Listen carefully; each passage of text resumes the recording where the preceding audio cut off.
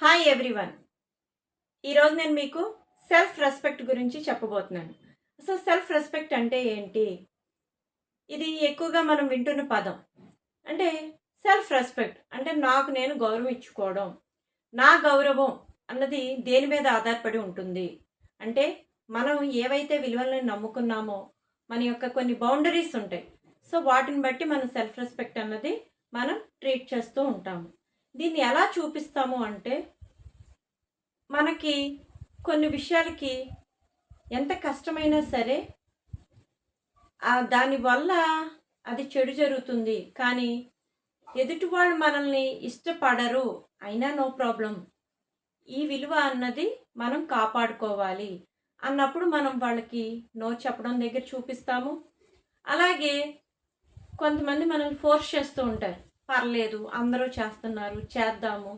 ఇలాంటి సందర్భాల్లో కూడా మనం తప్పుని తప్పుగా ఖండించినప్పుడు మన సెల్ఫ్ రెస్పెక్ట్ని మనం కాపాడుకుంటూ ఉంటాం. ఇది ఒక ఉదాహరణలో చెప్పాలి అంటే ఒక స్టూడెంట్ని తీసుకుందాం. తను ఏమీ చదవలేదు ఎగ్జామ్స్కి. ఫ్రెండ్స్ అంటున్నారు పర్లేదు మేము చూపిస్తాము, భయపడకు, నేను సపోర్ట్ చేస్తాను. అయినా సరే ఆ స్టూడెంటు కాపీ కొట్టడం తప్పు. నేను ఫెయిల్ అయినా పర్లేదు, అది నేను చేసిన తప్పు. అంటే తను I may fail but I will not disrespect my self అని ఎప్పుడైతే అనుకుంటాడో, తను ఫెయిల్ అయిపోయినా పర్లేదు కాపీ కొట్టకూడదు అన్నది తన సెల్ఫ్ రెస్పెక్ట్ని తను కాపాడుకోవడం. సెల్ఫ్ ఎస్టీమ్, సెల్ఫ్ రెస్పెక్ట్ గురించి తెలుసుకున్నారు కదా. Self esteem, how do I feel అన్నది సెల్ఫ్ ఎస్టీమ్. సో ఈ సెల్ఫ్ ఎస్టీమ్ అన్నది మనం సాధించే అచీవ్మెంట్స్ మీద, అలాగే మనకి ఇతరులు ఇచ్చే ఫీడ్బ్యాక్ మీద, కంపారిజన్స్ మీద కూడా ఆధారపడి ఉంటుంది. దీన్ని మనం ఎలా చూపిస్తాము అంటే మనల్ని మనం నమ్మినప్పుడు, ఏదన్నా చేయగలమా అన్న ఆలోచన వచ్చినప్పుడు ఐ యామ్ క్యాపబుల్ అని అనుకుని మన సెల్ఫ్ ఎస్టీమ్ని చూపిస్తూ ఉంటాము.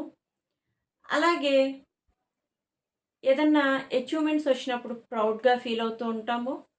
ఒక్కో సందర్భంలో మనకి కొన్ని ఫెయిల్యూర్స్ వస్తాయి, క్రిటిసిజమ్స్ వస్తాయి. దాన్ని ట్యాకిల్ చేసే విధానంలో కూడా మన యొక్క సెల్ఫ్ ఎస్టీమ్ని మనం చూపిస్తూ ఉంటాము. ఈ ఒక టీనేజరు తన యొక్క సెల్ఫ్ ఎస్టీమ్ని చూపించాలి అంటే తను చేసే పని మీద తను కాన్ఫిడెంట్గా ఉండాలి.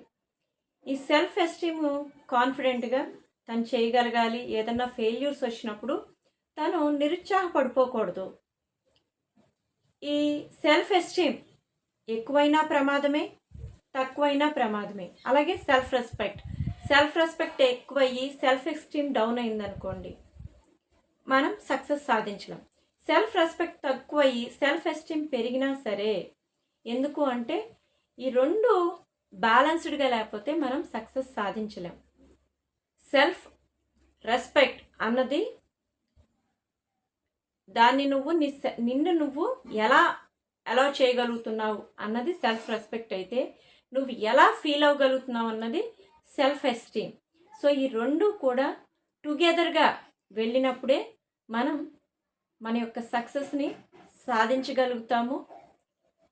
ఇలాంటి మరిన్ని విషయాలకు follow my page and subscribe my channel. మీ Sasirekha, mindset coach for teenagers.